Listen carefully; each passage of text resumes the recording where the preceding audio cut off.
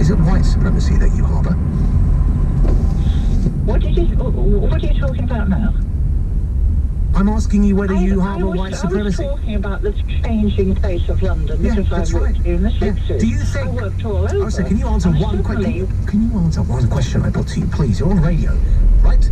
I'm asking you whether you think I'm an Englishman. I'll also ask you whether you think white people are superior. Can you answer at least one of my questions, please? Do I think black people are superior, did you say? No! I said, do you... For the fourth time, I said, do you think I'm English? And number two, do you think white people are superior to brown people? You tell us all you are not. No, I'm asking you whether... Forget what you think I say, because I'll tell you what I think once you answer my question. Do you think I'm English? No. What do you think I am? British. But not English.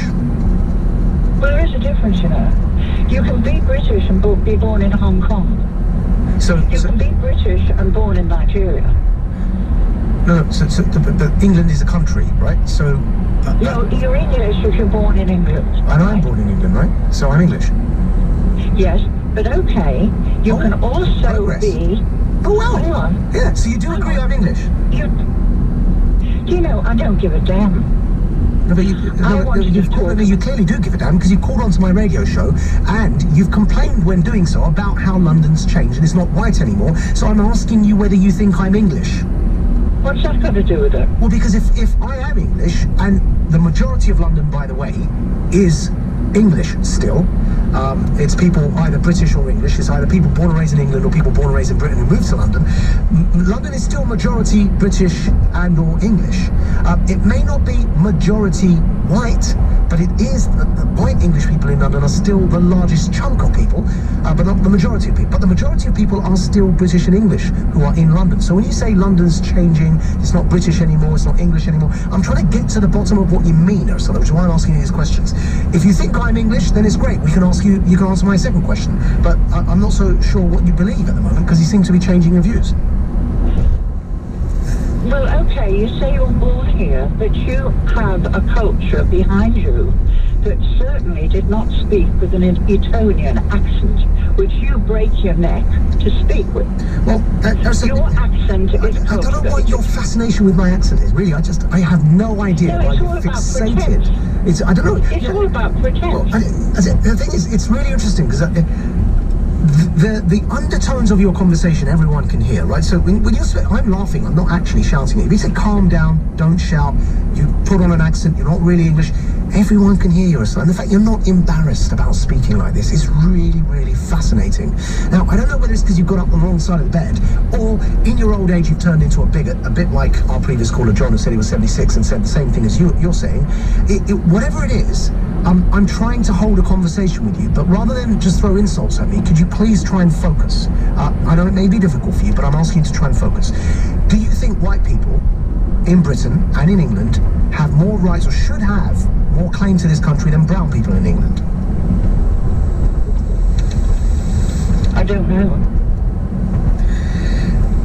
It's quite a simple, relatively easy answer, so most listeners would say no. It's like saying, I don't know, if I ask you whether you think adulteresses should be stoned to death, which happened to me once, by the way, on this radio station. You most probably have a list of statistics in front of you, which I don't know. No, I don't. I have nothing. I'm just asking your view, your opinion. Do you think white people have more of a claim to this country than brown people who are born here?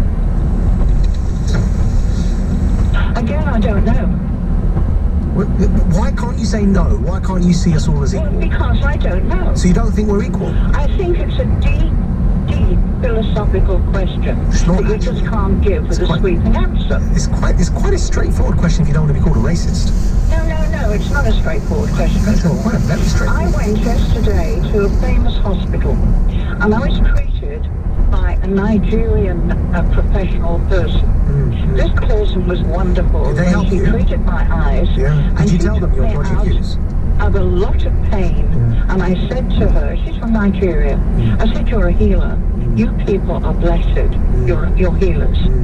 So don't throw stupid questions at me, please. You know what? I'm going to show Ursula some mercy, because actually, I've just realised that there may be some age-related issues going on here, so I'm not going to push you any further. So, thank you for that entertaining conversation. I think you've done enough to pretty much damage your own reputation, and we will move on. Looking ahead, it is genuinely hard to know how our conversations will develop. Boris Johnson reportedly wants the word Brexit to be excised from all government conversations after the end of January. I'm not sure that I will be able to follow that guidance, but we'll see.